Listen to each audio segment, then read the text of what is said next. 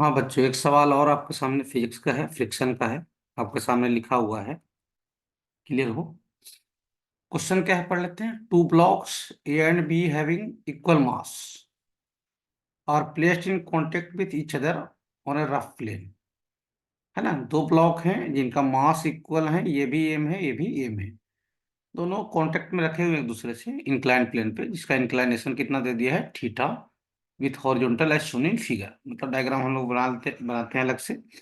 देखिए इधर, ये मास एम है, इसके साथ एक और मास एम रखा हुआ है। क्लियर हो? हाँ सर। और इसका इंक्लाइनेशन कितना है भाई साहब, थीटा। सही है। इस सरफेस के साथ पहले ब्लॉक का फ्रिक्शन कोफिशिएंट म्यू 1 दिया गया है, और दूसरे ब्लॉक का फ्रिक्शन कोफिशिएंट म्यू 2 दिया गया है। For static equilibrium of blocks, इन चारों ऑप्शन में से आपको चेक करके बताना है। ब्लॉक्स इक्विलिब्रियम में है, पहली बात। बिल्कुल सही बात सर। तो ब्लॉक्स का फ्री बॉडी डायग्राम बना लिया जाए। ब्लॉक्स पे लगने वाले फोर्सेस सुनिए ध्यान से। दोनों ब्लॉक्स बराबर मास के हैं, पहली बात। दोनों के कारण इधर लगा दे रहा हूं क्या, 2 mg sin थीटा।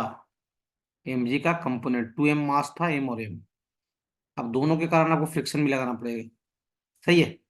अच्छा, आपको मालूम होना चाहिए कि इंक्लाइंड प्लेन पे जैसे कोई मास एम रखा हुआ है, तो एम जी का एक कंपोनेंट इधर जाता है, that is mg sin theta. और mg का एक कंपोनेंट कहाँ जाता है, ऐसे perpendicular to the plane, that is mg cos theta. और नॉर्मल क्या होता है यहाँ पे, नॉर्मल इस केस में होता है सर, mg cos थीटा के इक्वल हो जाता है नॉर्मल। सही है। तो बोले ठीक है सर। चलिए, तो पहले वाले ब्लॉक के लिए नॉर्मल क्या हो जाएगा, mg cos थीटा। अच्छा, ये रुके हुए हैं, क्या है, रुके हुए हैं। अब वो यहाँ पे मैक्सिमम पॉसिबल की बात कर रहा है कि maximum possible value of theta, theta can not be less than, theta can not be greater than. मतलब जो आपको फ्रिक्शन यूज करना है, मैक्सिमम स्टैटिक फ्रिक्शन यूज करना है। फ्रिक्शन जो लगाओगे वो मैक्सिमम स्टैटिक फ्रिक्शन लगाओगे। क्लियर हो? चाहो तो आप फ्रिक्शन लगा लो, F1 F2 लगा लो, उससे कोई दिक्कत नहीं है, चाहो तो, है ना। तो मैक्सिमम के केस में जो फ्रिक्शंस लगाओगे आप, वो इधर क्या लगाओगे, इस साइड लगा दोगे। सुनना ध्यान से, μ2 × n, इसके कारण, इसका जो फ्रिक्शन कोफिशिएंट है ना, मैक्सिमम स्टैटिक फ्रिक्शन की वैल्यू होती है। और इसके कारण कितना लगाओगे, μ1 × n।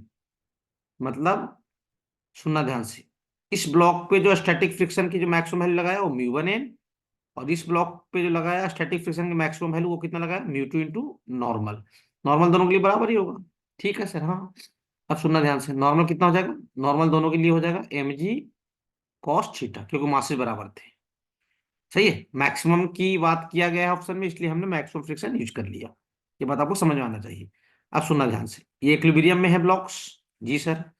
तो क्या हो जाएगा सर, 2 mg sin थीटा जो हो जाएगा, वो किसके बराबर हो जाएगा, μ1n और प्लस μ2n। ऊपर के फोर्स, अप द इंक्लाइन और डाउन द इंक्लाइन जो फोर्सेज है, उसको हमने क्या करवा दिया, इक्वल करवा दिया। अब ठीक है सर। तो 2 mg sin theta is equal to, normal चाहो तो कॉमन ले लो, इक्वल ही है। ब्रैकेट में बच जाएगा μ1 प्लस क्या, μ2। क्वेश्चन खतरनाक सब दिख रहा है, लेकिन खतरनाक है नहीं, मैं पहले बता दे रहा हूँ। बिल्कुल, बिल्कुल ही आसान क्वेश्चन है ये। 2 mg sin थीटा, नॉर्मल कितना बच्चा, mg cos थीटा, और ब्रैकेट में क्या बच जाएगा, μ1 प्लस क्या, μ2।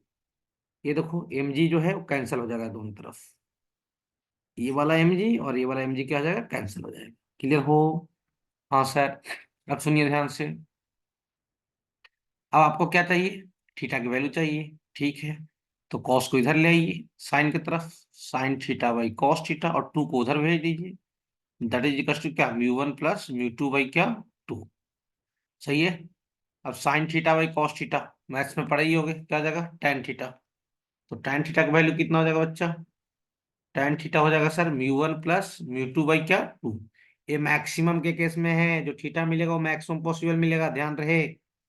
थीटा कितना आ जाएगा यहाँ से, tan को उधर लेके जाइए, tan इनवर्स μ1 प्लस μ2/2। अब देख लीजिए ऐसा कोई ऑप्शन है तो वही आंसर हो जाएगा आपका, थीटा tan इनवर्स μ1 प्लस क्या, μ2/2। यानी सी ऑप्शन इज करेक्ट। सी से मैच करवा लो। सी ऑप्शन मेरे हिसाब से मिल रहा है। देख लो, tan inverse mu 1 plus mu 2 by क्या 2। सही है। देख लीजिए, छोटा सा सवाल था, कोई टफ नहीं था, बिल्कुल आसानी से समझा जा सकता है।